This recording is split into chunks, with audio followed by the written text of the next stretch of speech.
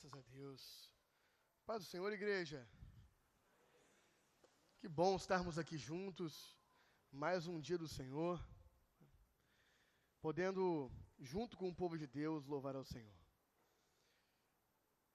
Interessante porque uma das primeiras coisas que a oração do Pai Nosso nos impõe, é a frase Pai Nosso, que revela que o Pai é nosso, Ele não é só meu.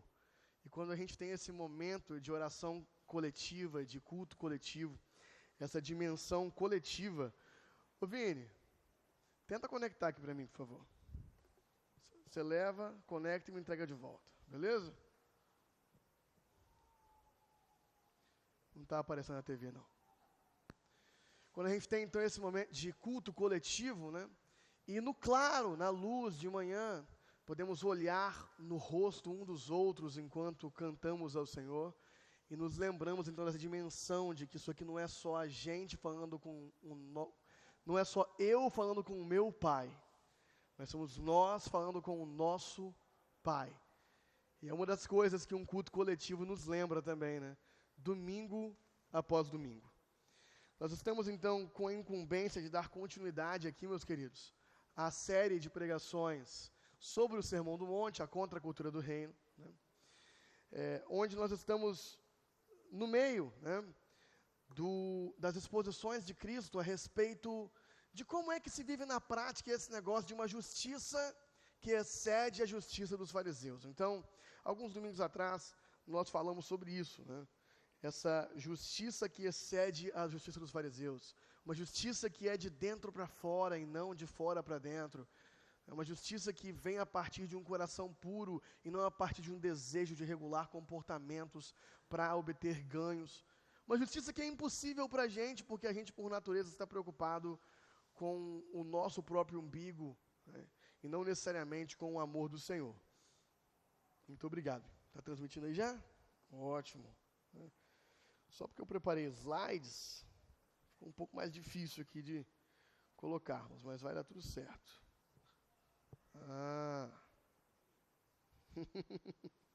Os irmãos perdoem essa dificuldade técnica. Boa.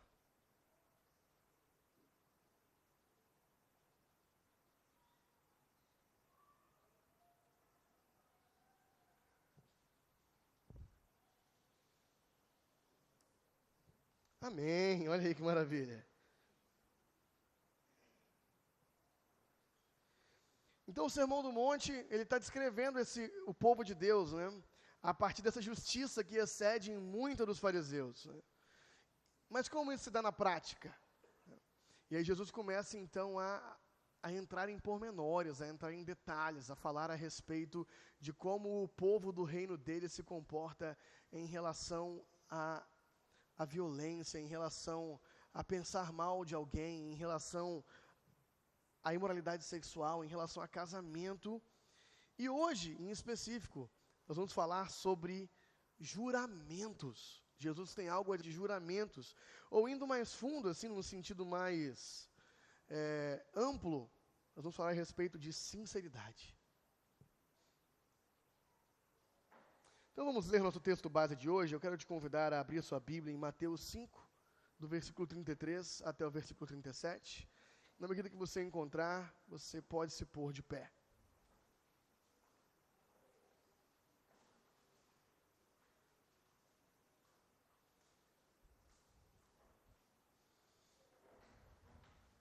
Muito obrigado.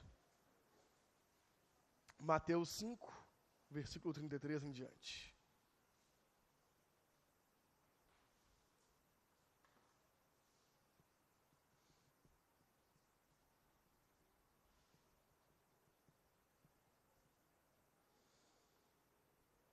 Vamos ler todos juntos? Vamos ler na mesma versão, e eu admito que eu separei a versão Almeida, revista e atualizada na tela. Aí você pode estar se perguntando, por que você fez a gente abrir então? Pela prática mesmo. Pela prática mesmo de saber onde fica na Bíblia. Nós vamos ler todos juntos aqui na tela, e eu coloquei a versão revista e atualizada por causa de que no meu coração, a minha mãe me ensinou assim, que a palavra deve ser sim, sim, não, não. E a única versão que tem sim, sim, não, não, as mais antigas. Então vamos ler todos juntos aqui? Também ouviste o que foi dito aos antigos: não jurarás falso, mas cumprirás rigorosamente para com o Senhor os teus juramentos. Eu, porém, vos digo, de modo algum jureis, nem pelo céu, por ser o trono de Deus, nem pela terra, por ser estrado de seus pés, nem por Jerusalém, por ser cidade do grande rei. Nem jures pela tua cabeça, porque não pode tornar um cabelo branco ou preto. Seja, porém, a tua palavra sim, sim, não, não, e o que disto passar vem do maligno. Amém? Vamos orar. Pai Santo, muito obrigado pela tua palavra, que vem, como sempre, nos exortar, revelar nosso coração, até mesmo a divisão entre alma e espírito, até mesmo a divisão entre nossos pensamentos e ações. Que ela nos confronte nessa manhã e que nos endireite, porque nós precisamos ser endireitados pelo Senhor. E acreditamos que no encontro que podemos ter com Cristo, a partir da exposição da palavra, o Senhor pode tornar nosso coração reto. E é isso que te pedimos, apesar das incapacidades do pregador, em nome de Jesus. Amém, meus queridos. Sim, sim, não, não, talvez, provavelmente, é a forma que você lembra desse versículo, se você, assim como eu, foi criado numa igreja evangélica tradicional. Né? Sim, sim, não, não, e o que passar disso é do maligno. E esse, em homenagem a isso, é o título do sermão de hoje. Mas vamos lá. Tá? Então, ficou claro aqui o que Jesus falou, né? Todo mundo entendeu o texto, está proibido jurar, podemos fechar a palavra, orar e encerrar. Será que é isso? Quem aqui aprendeu quando era criança, por causa desse texto, que é proibido jurar, não pode falar eu juro? Levanta a mão. Amém? Pode ficar com a mão de pé. Vai abaixando quem for saindo do páreo.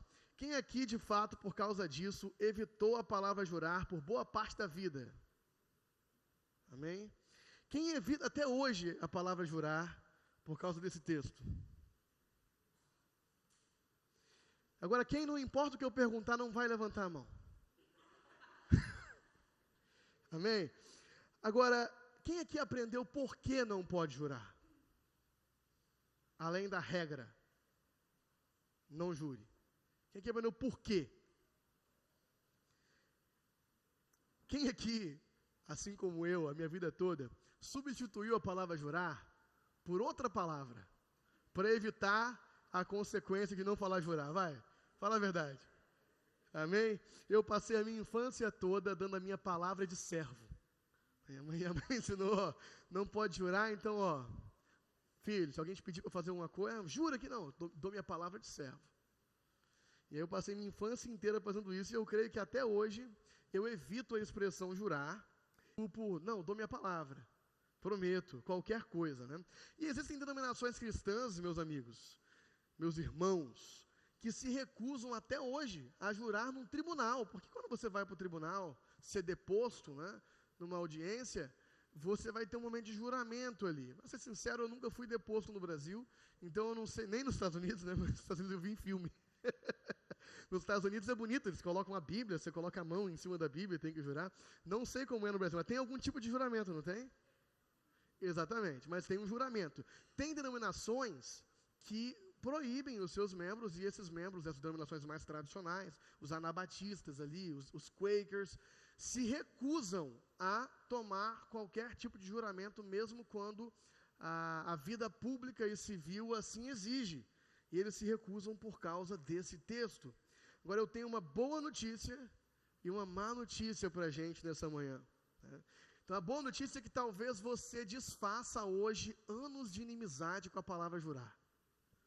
Pode ser que você possa voltar a cogitar a possibilidade de usá-la de vez em quando. Agora, a má notícia é que achar que substituir a expressão jurar por qualquer outra coisa resolve o problema, ou seja, achar que se eu troquei jurar por minha palavra, como eu fiz a vida toda e ainda faço de vez em quando, equivale a obedecer Jesus, é não entender o ponto principal que ele quis dizer com esse texto. é justamente cair num engano muito parecido com os fariseus. Então eu vou repetir. Achar que substituir a expressão jurar por outra resolve o problema e agora eu estou obedecendo Jesus, é de fato não entender o que Jesus quis dizer. Agora, entender é uma coisa, né? Mas mesmo que a gente entenda com perfeição o que Jesus quer dizer aqui, essa exposição visa que a gente possa entender isso, esse texto continuará sendo um texto difícil para a gente. Porque ele nos confronta. Esse texto nos confronta. E ele foi um confronto imenso para os fariseus. E se nós permitirmos, você e eu, ele vai ser um confronto também imenso para nós nessa manhã. Agora, por que Jesus diz para não jurar? Por que ele dá esse comando? E para a gente poder chegar perto dessa resposta, a gente tem que entender o que era um juramento naquela época. E por que juramentos eram necessários. A verdade é que juramentos ainda são comuns nos nossos dias. Juramentos ainda são comuns nos nossos dias. A gente está o tempo, não, eu prometo, eu juro. Não. Mas juramentos não têm a mesma função social que eles tinham naquela época, nos dias de hoje. Porque hoje nós vivemos uma cultura escrita e com um sistema de justiça bem estabelecido, ainda que a gente nem sempre confie tanto nele. Mas a gente tem um sistema de justiça bem estabelecido.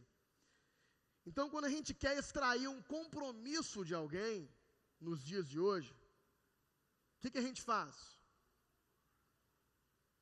Vamos lá, quem consegue responder? A cultura escrita, eu quero extrair um compromisso de alguém. Um contrato. A gente faz um contrato. Os contratos, na verdade, nos nossos tempos, são os grandes substitutos dos juramentos no tempo de Jesus. Os contratos fornecem testemunhas e permitem que, caso uma das partes não cumpra com o acordado, um juiz possa estabelecer a devida punição ou restauração do relacionamento. Agora, por que nós exigimos contratos das pessoas? Pode responder também. Porque nós não confiamos nelas. Nós exigimos contratos das pessoas porque não confiamos nas pessoas. E por que nós não confiamos nas pessoas, meus amigos? Porque as pessoas mentem. No geral, as pessoas mentem. Como já diria Dr. House, todos mentem. Everybody lies. Todos mentem. Agora, na cultura oral dos tempos de Jesus, onde papel era caro, e a gente que sabia escrever também não era assim tão comum, eles também tinham o mesmo problema, as pessoas também mentiam, e as pessoas também não eram confiáveis. E como eles resolviam isso? Eles resolviam, para todo tipo de acordo, isso com um juramento. Então, o juramento tinha uma função social maior do que nos nossos tempos. Um juramento, então, numa definição comum de vários dicionários bíblicos e comentários como o de John Stott, é um ritual religioso, onde Deus, ou algo sagrado para Deus, é invocado como testemunha do acordo que está sendo feito, da verdade que foi ali dita. E ele é vingador da mentira, caso o acordo não seja cumprido ou tenha uma inverdade sendo colocada ali. Então a ideia é essa, eu juro por Deus, não é tanto colocar Deus como colateral, como uma primeira leitura nos coloca, mas é colocar Deus como testemunha, com Deus como minha testemunha eu te falo. E aí está implícito que se eu estiver mentindo, Deus vai ter comigo. Isso era a ideia de juramento. E numa cultura sem contratos, isso muitas vezes era o melhor que tinha como fazer, né? Não sem contratos, mas era bem menos comum. Agora, já que eu não tenho um sistema de justiça lá muito confiável e também não tinha como gerar uma evidência documental, vamos ver se esse cara aí tem coragem de colocar Deus na conversa. Se ele tem coragem de falar assim, que um raio caia na minha cabeça, se eu estiver mentindo para você, de chamar Deus como testemunha e vingador, de dizer que Deus me mate, se eu estiver mentindo. E para os judeus, isso era muito sério. Para os judeus isso era muito sério, porque eles tinham um mandamento que eles cumpriam com muito rigor, que é, não usarás o nome do Senhor, seu Deus, em vão. Então, falar que jurava por Deus era uma coisa muito séria. Inclusive, Os estudiosos defendem que o principal uso desse mandamento era justamente isso, evitar que as pessoas fizessem contratos que elas não fossem cumprir. Tanto que há outros mandamentos na Torá a respeito de se jurar por Deus, cumpra. E é então nesse contexto que a gente vai enxergar aqui, né, o texto bíblico que nós lemos. Se você não está com a Bíblia aberta, mantenha ela aberta. Também ouviste o que foi dito aos antigos: não jurarás falso, mas cumprirás rigorosamente com o Senhor os teus juramentos. Novamente, assim como o pastor Felipe falou nos outros textos que foram expostos nas semanas passadas, Jesus não está confrontando a lei mosaica. Esse texto, não jurarás falso, mas cumprirás seus juramentos para o Senhor, não se encontra na Torá dessa forma. Jesus está falando a respeito de uma tradição do farisaísmo, de uma tradição de fariseus, de uma tradição oral que era comum naquela época, que parece até boa. Então, a princípio, se você olhar, não jurarás falso, mas cumprirás rigorosamente para com o Senhor os teus juramentos, tem algo errado nisso? Não. A princípio, parece uma boa interpretação da lei, mas essa forma que os fariseus ensinavam isso, ela escondia algumas brechas legais. E qual era a principal brecha legal conhecida daquele tempo, que o próprio Jesus cita depois, mais tarde, em Mateus 23. Se jurar por Deus, tem que cumprir. Mas se jurar por outra coisa, então não é tão importante assim cumprir aquilo. Então eles criaram graduações de juramento. Se eu jurei por Deus, cumpra. Mas também, já que o mandamento fala que eu não posso usar o nome de Deus em vão, eu posso usar outros nomes aqui em vão e jurar por outras coisas, né? Os fariseus ensinavam então que o juramento só era válido se a forma de falar, a fórmula exata do que foi falado, fosse feita certo e vinculasse a Deus. Mais uma vez, os fariseus faziam essa distinção entre forma e essência. Estavam mais preocupados com a forma externa do juramento, se o juramento foi bem feito, e não com a essência da pessoa, se ela era verdadeira ou não verdadeira. Isso não importava. O que se importava era se a forma do juramento foi feita da forma correta. De forma que, para o ensino farisaico, eu conseguiria enganar um desavisado, jurando por alguma outra coisa que não fosse Deus, como Jerusalém, o céu, ou mesmo a minha cabeça. E fica pior. Abra sua Bíblia em Mateus 23:16. Para você ver que o negócio fica pior. O fariseu era meio brasileiro.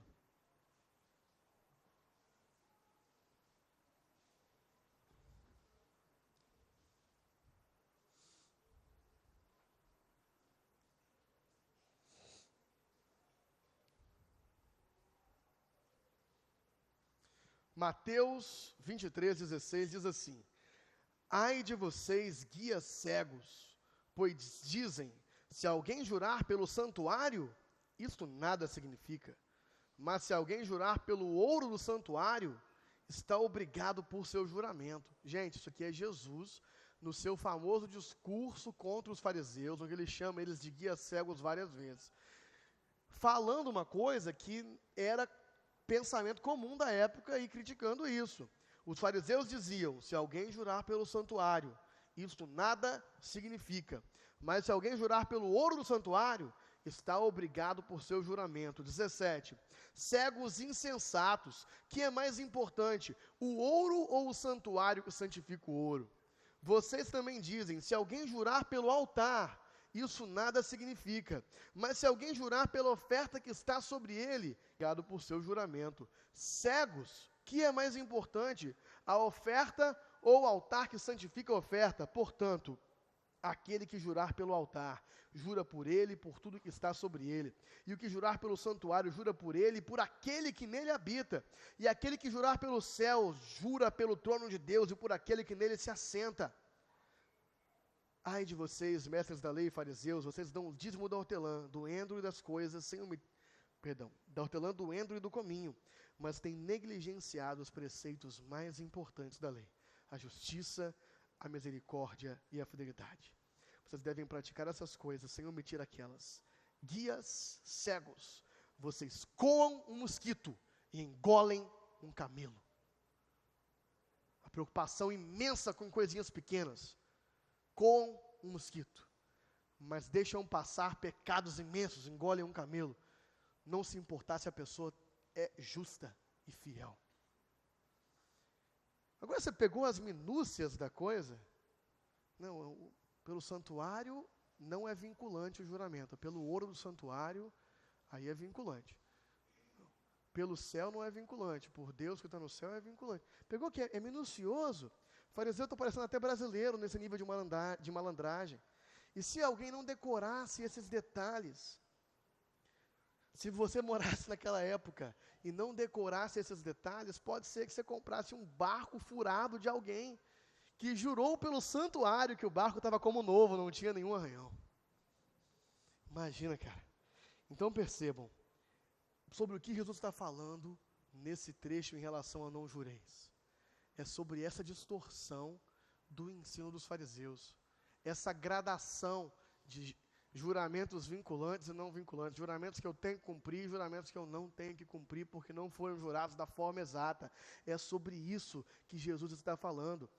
Quando ele dá o seu comando de não jurem, é como se os fariseus estivessem com os dedos cruzados nas costas, enquanto faziam um juramento, que todo mundo sabe, né, que é a forma internacional de não ter que falar a verdade. E tá tudo bem, não é nem pecado, não é isso? Tô brincando, gente, pelo amor de Deus.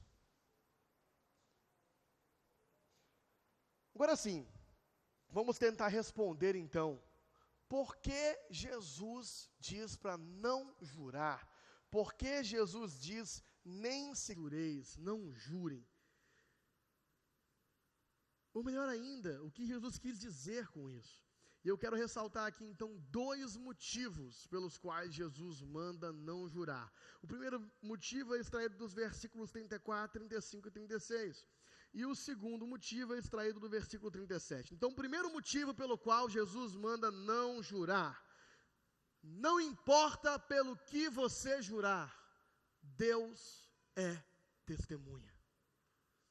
Eu, porém, vos digo, de modo algum jureis, nem pelo céu, por ser o trono de Deus, nem pela terra, por ser estrado dos seus pés, nem por Jerusalém, por ser cidade do grande rei, nem pela tua cabeça, porque não podes tornar um cabelo branco ou preto.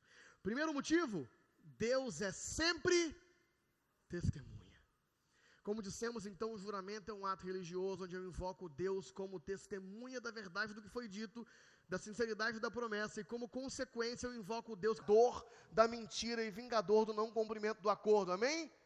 Então os fariseus gostavam de pensar que havia formas de fazer um juramento, como por exemplo, eu juro por Jerusalém, que é o exemplo que Jesus pega, aonde Deus eu não invoquei como testemunha, e portanto Deus não me mataria se eu não mentisse, Deus não vingaria então esse pecado. Agora veja só, parece ridículo para você isso? Mas é a forma que eles viviam. Agora Jesus estava lembrando eles que independente de por que o juramento foi feito, de pelo que eu jurei, não dá para tirar Deus da conversa. Deus é sempre testemunha. Você vai jurar pelo céu? É o trono de Deus. Você vai jurar pela terra? É onde ele repousa os seus pés, é dele também. Vai jurar por Jerusalém? A cidade também é dele. Vai jurar pela sua cabeça? Você está achando que você é seu? Você não consegue controlar se um fio da sua cabeça nasce branco ou preto.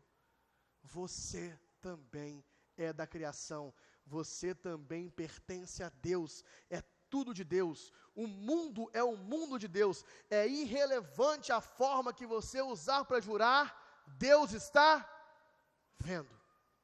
Deus é testemunha. Ele está em todo lugar, em todos e sobre todos.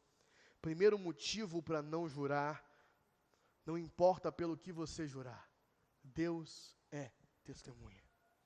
Se você está jurando de um jeito específico, com o dedo cruzado, porque você acha que aquele jeito tem menos ou mais valor, Deus está vendo.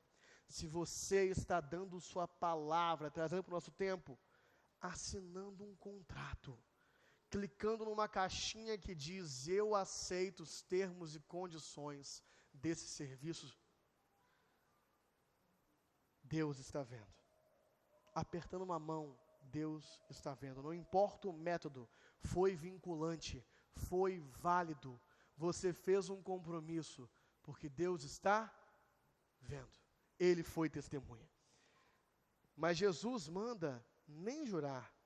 E se a gente ficar só com esse primeiro motivo, seria só, não faz sentido jurar por coisas que não são Deus, porque Deus está vendo, né? Mas por que Jesus manda nem sequer jurar? E aí nós chegamos no segundo motivo. Mesmo se você não jurar, Deus também é testemunha. Mesmo se você não invocar nenhuma fórmula, não assinar um contrato, não apertar uma mão, se você meramente disse sim ou não, Deus é testemunha. Seja, porém, a tua palavra sim, sim, não, não. E o que disto passar vem do maligno. E embora eu ame essa tradução, porque é a tradução da minha infância, às vezes ela confunde um pouco a nossa cabeça. A NVI vai colocar assim: seja o seu sim, sim, e o seu não, não. E o que passar disso vem do maligno. Que negócio é esse de sim, sim, não, não, então? Que o seu sim seja sim de verdade. E que o seu não seja não de verdade. E aí, Tim Keller faz a seguinte análise que nos ajuda a perceber quanto valor a gente dá para o nosso sim e para o nosso não. Se uma câmera fosse filmar você pelas próximas 48 horas, você vai estar no Big Brother, de agora em diante, tudo o que você fizer, de agora saindo desse culto público, até terça-feira à noite, vai ser filmado com um microfone de qualidade, pegando a sua voz. E depois, os trechos mais polêmicos vão ser exibidos em rede nacional para o Brasil inteiro ver, 200 milhões de pessoas vendo o que você fez de segunda a terça. Eu gostaria de te perguntar o seguinte, porque Keller fez isso comigo. Você seria mais verdadeiro? Você teria mais cuidado com o que você fala? Você deixaria de dar aquele sim que você deu que não era tão sim assim? Você deixaria de dar aquele não que você deu que na verdade você não cumpriu? Você pensaria as promessas que você anda fazendo, os compromissos que você anda assumindo? Algo ia mudar na sua forma de se comunicar porque tem uma câmera te olhando? Fala a verdade, vai. Ia. Agora, Deus, que é a audiência mais importante que nós temos, está como testemunha do que nós estamos fazendo o tempo todo. E nós, às vezes, estamos mais preocupados com o que os outros iam pensar da gente, e não com o que Deus está vendo. Qualquer sim que você dá na sua vida, com ou sem fórmula de juramento, você está dando esse sim perante Deus. Se você estiver enganando alguém, defraudando alguém, criando faltativas em alguém que você na verdade não vai cumprir, tirando proveito de alguém, Deus está vendo e Ele é vingador. Esse é o peso do sim, sim, não, não. Mesmo se você não jurar, Deus também é testemunha. Agora, quando uma pessoa que a gente confia de verdade fala algo pra gente, a gente não pede um contrato normalmente, né? Basta o sim dela. Sua mãe te falar que amanhã vai fazer tal coisa, você não pede para ela assinar um contrato. Basta o sim dela. Uma pessoa querida para você, a gente sabe que é verdade. Não é verdade? Quando alguém que eu confio faz um compromisso comigo, eu peço um contrato ou não peço? Não peço. Eu não peço. Então agora fica a seguinte reflexão: se uma pessoa, qualquer pessoa que seja, precisa adicionar ao sim dela Se essa pessoa sente que precisa adicionar o sim dela, uma promessa, um voto, um juramento, é um grande indicativo de que eu não posso confiar nessa pessoa. Que o sim não bastava. Então quer dizer que quando você falou que ia fazer, não estava valendo. Agora que você prometeu é que está. Percebe? Se eu preciso ficar reforçando minha palavra com a promessa, é porque eu não sou confiável. É porque, via de regra, eu não sou sincero. É porque, por padrão, eu não cumpro meus compromissos. Se as pessoas que convivem com você vivem te pedindo para reforçar sua palavra com a promessa, eu tenho uma má notícia para você. Elas não confiam em você. E é bem provável que você, assim como eu, tenha dado razão para isso. Cara, isso aqui me quebra. Se seus filhos, quando você fala que vai levar eles em algum lugar, respondem: mas pai, você promete?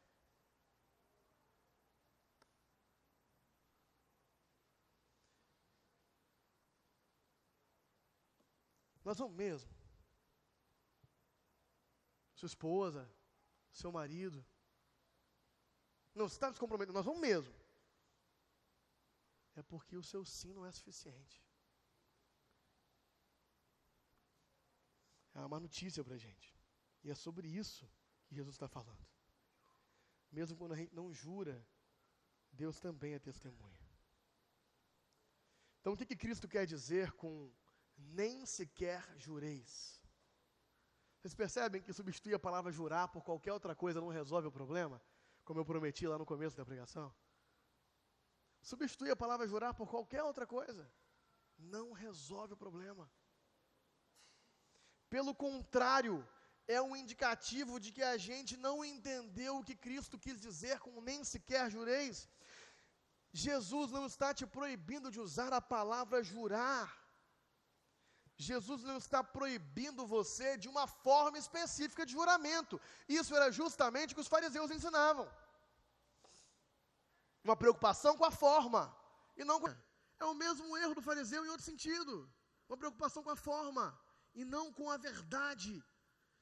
Agora, Jesus também não está te proibindo de assumir compromissos que a vida pública te exige. Pode jurar no tribunal, pode assinar contratos, porque a verdade é que isso é irrelevante para você. Jesus está dizendo justamente o contrário. Ele está dizendo que tudo que um filho do reino fala é um juramento. Tudo que um filho do reino fala é um compromisso assumido, porque tudo que ele fala perante o Senhor. Todo sim seu deveria ser um sim tão sério, quando um sim dado com a mão em cima da Bíblia, filmado e transmitido na televisão. Frase de Tim Keller. Porque o que importa, de fato, que é Deus estar olhando, está acontecendo. A audiência que importa está olhando. Então a forma é irrelevante. Por que você não tem que se preocupar se alguém te pedir um juramento? Porque para você aquilo é irrelevante, você nem precisava jurar, estava jurado no sim. No sim já estava jurado. Porque Deus estava olhando. Então não, você não vai ficar jurando para tudo. Por isso que Cristo orienta, nem sequer jureis.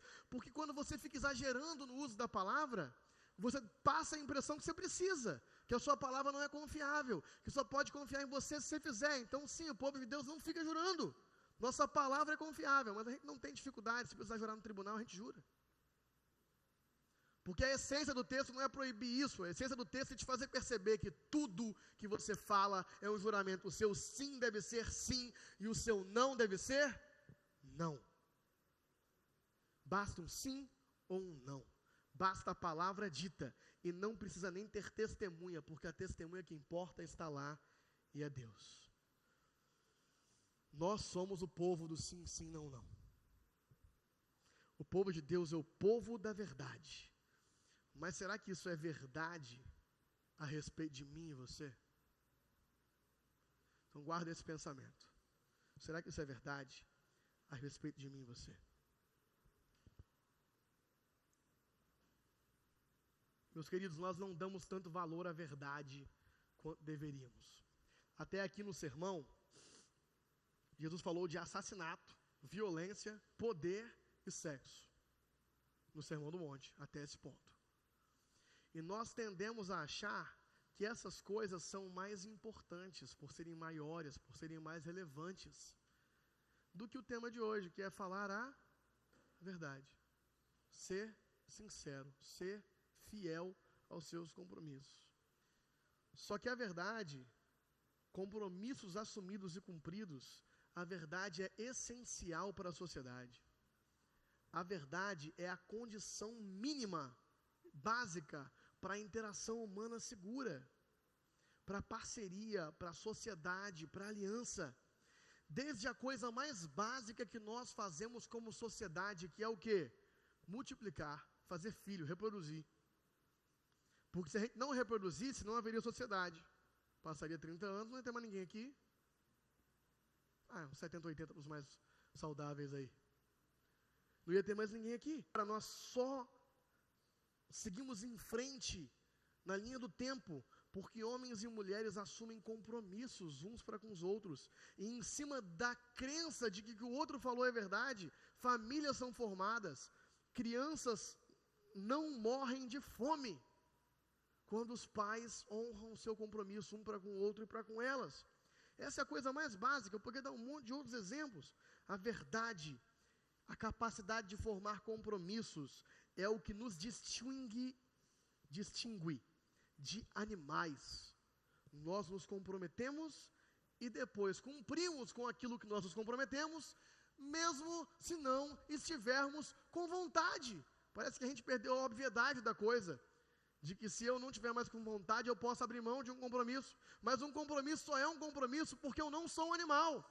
Se eu perder a vontade, eu ainda faço, porque eu me comprometi, porque quando eu dei meu sim era verdade, ao invés de sermos totalmente guiados pelo desejo do momento como animais. Então animais protegem os filhos deles por instinto. Quando protegem? Seres humanos por compromisso. Não houvesse compromisso com a verdade, além do meu conforto pessoal, não haveria sociedade. Imagine uma sociedade onde todos os líderes políticos mentissem 100% do tempo. Eu sei que talvez alguns de vocês aqui já achem que a gente já está vivendo esse momento. Mas não, eles mentem uns 10, 20% do tempo. Se mentisse 100%, não haveria sociedade. Em que todo empresário não honrasse os contratos de trabalho, não pagasse as pessoas que ele se comprometeu a pagar, em que todo pesquisador acadêmico, científico mentisse. A bula dos remédios que a gente está tomando fosse mentira, e a gente tomasse e morresse, porque acreditou na bula. Em que todo pregador fosse hipócrita, não haveria sociedade, não haveria comércio sem confiança, sem compromisso, não haveria família, não haveria nada. Mas infelizmente não é isso que o pensamento do nosso tempo ensina. O pensamento do nosso tempo não nos ensina a ser pessoas do sim, sim, não, não. Nós aprendemos que nós temos que ser verdadeiros com nós mesmos, com a nossa própria vontade, identidade. E aí, se por acaso eu comigo mesmo requerer que eu quebre um compromisso, está tudo bem, porque eu fui verdadeiro comigo mesmo. Mas sem honrar compromissos, não existe sociedade. Nós estamos numa epidemia de mentiras. E na verdade nós estamos numa epidemia de mentiras desde a queda.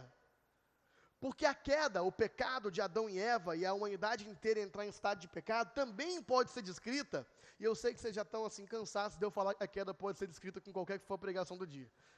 É porque pecado pode ser um conceito que a gente consegue olhar de vários ângulos. Então a queda, o pecado pode ser descrito como uma condição existencial de mentira. Já parou para pensar nisso? Por quê? Quando Adão e Eva pegam o fruto da árvore, eles estão acreditando que a partir daquilo eles vão ser autossuficientes. Eles vão ser como Deus. Eles não vão precisar mais de Deus. E isso é o quê? Mentira. E desde então todos nós, os caídos, os homens que estão em pecados, vivemos nossa vida acreditando que nós estamos no controle, por mais que de vez em quando a vida nos mostre que nós não estamos. No dia a dia, se você inspecionar seu coração, você vai encontrar uma convicção interna lá dentro, que vem do pecado, de que você está no controle, de que você consegue dar conta, de que você sozinho vai resolver. E isso é mentira. O pecado no qual nós nascemos já é uma condição de existência mentirosa. Quanto à minha existência, eu já creio numa mentira. Porque foi exatamente isso que Adão e Eva fizeram ao comer do fruto. Entraram nesse lugar de mentira. E viver em condição existencial de mentira nos causa inúmeros sofrimentos. Inúmeros sofrimentos. Porque nós achamos que somos deuses, acreditamos nisso. Nós queremos nos dar todo tipo de coisa que nós achamos que merecemos, e também é mentira, a gente não merece essas coisas boas que a gente acha que merece. E a gente sofre, porque a vida nos impõe a realidade de que a gente não consegue nos dar tudo que a gente acha que merece, e é tudo mentira. É tudo mentira. A gente sofre quando a gente percebe que a nossa condição existencial não é bem essa. A mentira é a condição de existência de todo homem sem Cristo. Começando no fato de que ele acredita, eu e você acreditamos sem Cristo, que a existência gira em torno do nosso umbigo. E é tudo sobre o meu umbigo. E como isso não é verdade, e Deus tem suas maneiras de nos mostrar constantemente que isso não é verdade, nós sofremos. Mas aí, em prol de viver essa mentira, em prol de ter uma vida onde nós nos damos tudo o que nós gostaríamos, em prol de ter uma vida onde nós somos deuses para nós mesmos, sabe o que nós fazemos com as outras pessoas? Mentimos. Contamos mentiras para obter ganhos. Mentimos quando vai nos ser útil, porque nós somos deuses. Mentimos. Quebramos promessas quando nos convém, porque o que importa é a gente. Nós mentimos. E essa epidemia piora, né? Por isso que nos tempos atuais está pior, quanto mais nós nos afastamos do ensino da igreja a respeito disso, mais a sociedade se fratura. Por isso as taxas de divórcio e infidelidade, ambos, divórcio e infidelidade, são quebras de compromisso, quebras com a verdade, crescem ano após ano. E para piorar, a mentira é cultural no nosso país. É o jeitinho brasileiro. E isso, infelizmente, é motivo de orgulho para alguns, a malandragem do brasileiro. O nosso personagem da Disney é o Zeca Carioca? Ou é Zé Carioca? Hã? Olha aí. Que é um mentiroso, um estelionatário. No Brasil, uma pesquisa do Instituto Locomotiva revelou que 6 a cada 10 pessoas confessam contar mentiras de vez em quando. Em outra pesquisa do Instituto Badra de Comunicação, 38% dos participantes admitiram mentir com frequência. E mais assustador, 70% das pessoas acreditam que as outras pessoas estão mentindo o tempo todo, todo dia. Não há confiança social. Nós vivemos no meio de uma epidemia de mentira. E é no meio dessa epidemia que Jesus nos chama para ser o povo da verdade. Uma sociedade sadia que funciona no meio da antiga que está se fraturando. E é para isso que todo pequeno sim ou não conta. Tim Keller vai falar que a batalha pela verdade é lutada nas menores coisas do dia a dia, em qualquer pequeno sim. Porque toda pequena mentira atrapalha. Seja mentira cabeluda, ou seja mentira que ninguém vê. Seja aquela mentira branca para a pessoa não se sentir mal, porque eu tive que falar a verdade com ela. Seja quando eu minto, simplesmente porque eu guardei silêncio quando eu tinha que falar a verdade.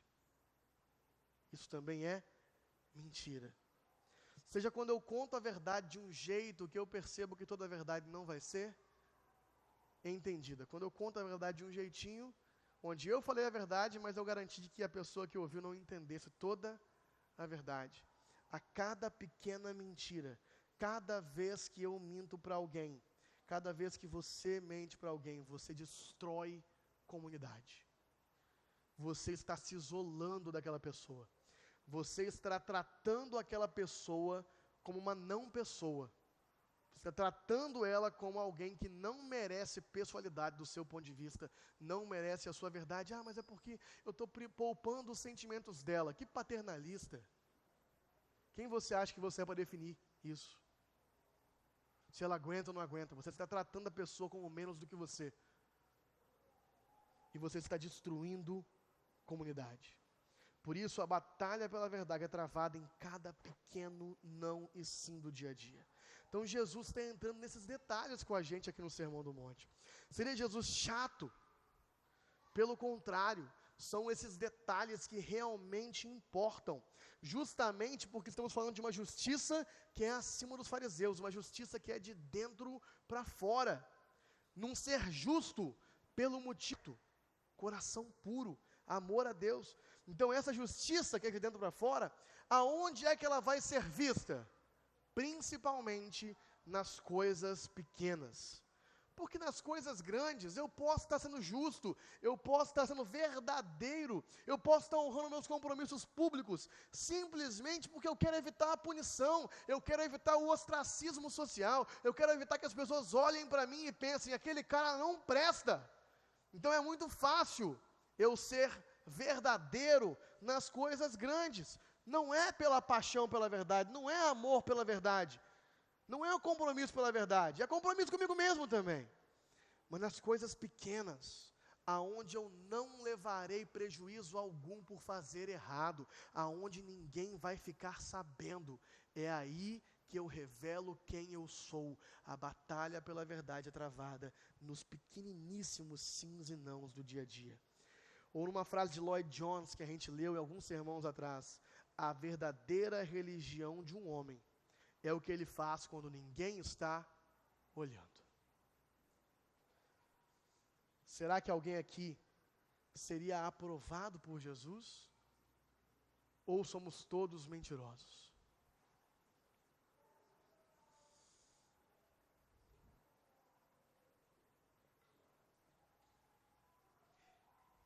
Se você ouviu tudo isso e falou, meu Deus, se o cristianismo exige isso de mim, para mim não dá.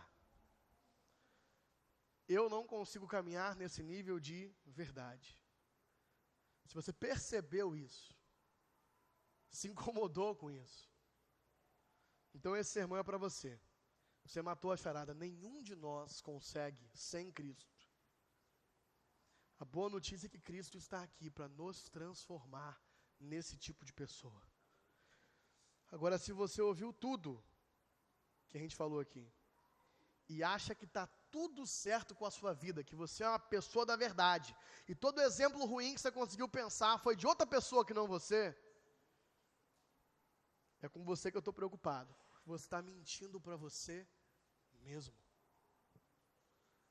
Frente à justiça de Cristo, o normal é nós reconhecermos a nossa injustiça. Nós só somos afetados pelo Evangelho quando nos reconhecemos quebrados, pessoas quebradas pela queda, pelo pecado, e necessitados, com urgência, de um Salvador. Quando olhamos para a fidelidade de Jesus, Jesus foi fiel. Ele empenhou uma palavra com o Pai de que Ele viria e iria até o fim, e morreria na cruz por nós, e nos salvaria. Ele abriu mão de toda a sua glória, perdeu muito mais do que qualquer um de nós pensar em perder. Quando olhamos para a fidelidade de Jesus, que foi até o compromisso de morrer por nós e não desistiu e foi fiel, não tem como não perceber que nós não somos assim tão fiéis. Nós percebemos então nossas mentiras, o fato de que a gente está buscando um jeitinho o tempo todo. E justamente por isso nós precisamos dessa fidelidade de Jesus na cruz do Calvário. Se eu parasse aqui o sermão, talvez ele hoje teria sido uma má notícia para você. Eu descobri que eu sou mentiroso e que eu tenho que começar a contar a verdade, mas eu não consigo. Mas o Evangelho não é um bom conselho, é uma boa notícia que nos salva desse estado de existência mentirosa. O Evangelho não nos salva se eu conseguir seguir o ensino de Jesus. Isso seria uma má notícia, na verdade, porque eu não consigo. A boa notícia é justamente que Deus está perdoando e transformando em Cristo aqueles que admitem a sua desonestidade e propensão à mentira frente à cruz do Calvário. Essa é a boa notícia. Então a gente chega nessa frase difícil do Tim Keller aqui, que está um pedaço na tela, mas eu vou ler ela inteira aqui. É difícil de entender, eu vou ler umas 3 vezes para a gente pegar. A única honestidade que você precisa ter para Cristo te salvar é a sua disposição de ser honesto sobre a sua desonestidade. Esse quebrantamento frente ao Evangelho. E a única desonestidade que vai te condenar é a sua falta de disposição de ser honesto sobre a sua desonestidade. Eu vou repetir. A única honestidade que você precisa ter para Cristo te salvar é a sua disposição de ser honesto sobre a sua desonestidade. E a única desonestidade que vai te condenar é a sua falta de disposição de ser honesto sobre a sua desonestidade. Jesus está procurando pessoas quebradas que, frente ao exemplo dele, revelem quem são para ser transformadas. E se você consegue admitir que está quebrado, que é desonesto, que ama a mentira e odeia a verdade, então que nós possamos orar juntos aqui. Senhor, me salva de mim, me faça uma pessoa honesta, que meu sim seja realmente sim, e que meu não seja realmente não. Vamos orar. Pai Santo, muito obrigado. Muito obrigado pela Tua palavra, que mais uma vez nos confronta. Muito obrigado porque, embora ela nos humilhe em revelar a nossa podridão e a nossa falta de caráter, ela também revela a dimensão do seu em morrer por mentirosos como nós, em entregar sua vida na cruz, Jesus, por pessoas que não são fiéis como o Senhor foi fiel. E nós podemos terminar esse sermão não com a tristeza da condenação, mas com a alegria de saber que nenhuma condenação há para aqueles que estão em Cristo Jesus. Para a alegria de saber que aqueles que, frente à sua cruz, perceberam-se desonestos, receberam agora o seu Espírito dentro de nós, para que nós nos tornássemos as pessoas que esse sermão do monte fala sobre. Por sabermos que todos nós aqui, que estão em Cristo, estamos no caminho da verdade, estamos nos transformando dia após dia em pessoas da verdade, até o dia em que te veremos face a face e brilharemos a sua glória, exatamente como o Senhor é. Continua nos conduzindo nesse caminho. Que Teu Espírito hoje entre em lugares no coração meu e dos meus irmãos, que nós estávamos antes impedindo de entrar, que mentirinhas as quais nós estávamos contando, que faltas de compromisso que estávamos tendo, e que não percebíamos a dimensão desse pecado, que dessa vez nós possamos deixar o Espírito entrar e invadir essas áreas do nosso coração, nos quebrantar por completo em relação a isso, para que nos comprometemos a ser pessoas da verdade. É o que nós pedimos em nome de Jesus. Amém. Começaram. Eles iniciaram pela concessão. Cristo começa pela ordem criada, pela criação. Quantos estão comigo até o momento? É impossível compreender o casamento olhando apenas para Deuteronômio 24. O casamento não nasceu na legislação de Israel. O casamento nasceu no jardim do Éden. Ei,